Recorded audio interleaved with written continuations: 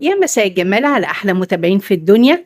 بديل الجبنة الموتزاريلا في البيت، ومن كيلو لبن هنعمل كيلو ونص جبنة موتزاريلا أو شاي البيتزا. نجمع هنا بسرعة موتزاريلا بيتي، قوامها كريمي، طعمها حلو جدا، والمطة بتاعتها خطيرة. وأنا داليا. لو أول مرة تشوفيني اشتركي في قناتي على اليوتيوب، لايك وشير لو عجبك الفيديو. والتجهيز: الجبنة الموتزاريلا محتاجة كيلو من اللبن الحليب كامل الدسم من عند اللبان، مش اللبن العلب. هنزل عليه ب200 جرام من النشا، وتقدري تقلبيهم أو تضربيهم بالمضرب اليدوي، بس عشان أنا أنجز وأسهل على نفسي ما بذلش مجهود كتير وأضيع وقتي، بضرب كل الكلام ده في الخلاط كويس جدا عشان النشا يدوب في اللبن. بعد كده هرفع اللبن في حلة على نار متوسطة مع التقليب المستمر. خلي بالك ان النشا بيمسك بسرعة، فما ينفعش تشيلي ايدك منها خالص. طول ما هي على النار انت بتقلبي فيها، بتقلبي كويس جدا. وصلتي لمرحلة ان هي بدأت تشد معاكي وتتقل، هتنزلي على النار توطيها. بقيت شغلك كله على نار هادية جدا.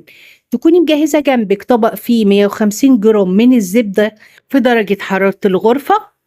هنزل بالزبدة في الحلة وهستمر في التقليب برضو لحد ما الزبدة تسيح خالص وتبدأ تختفي، كل ده على نار هادية. وابدأ برضو اقلب كويس جدا لحد ما اتأكد ان الزبدة ساحت.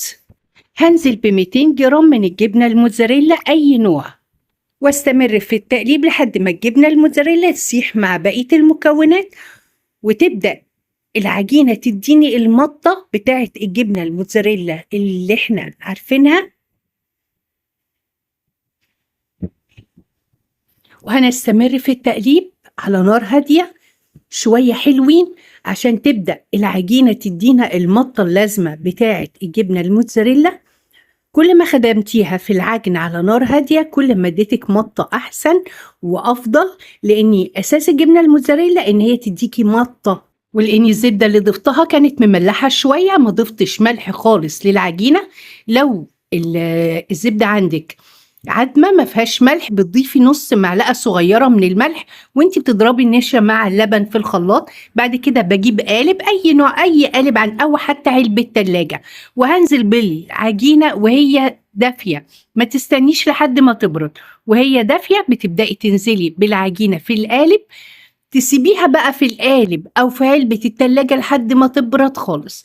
لما تبرد خالص بتغطيها وتحطيها في التلاجة من بالليل لتاني يوم الصبح، وبكده تكون الموتزاريلا جاهزة للاستخدام. ممكن تحتفظي بيها في الفريزر، تطلعيها تبشري منها وغرقي بيها وش صينية البيتزا، ولادك هيحبوها جدا.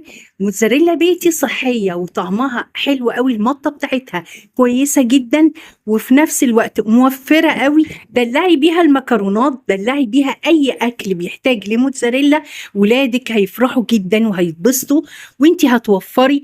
جربيها هتعجبك، وبألف هنا وشفا.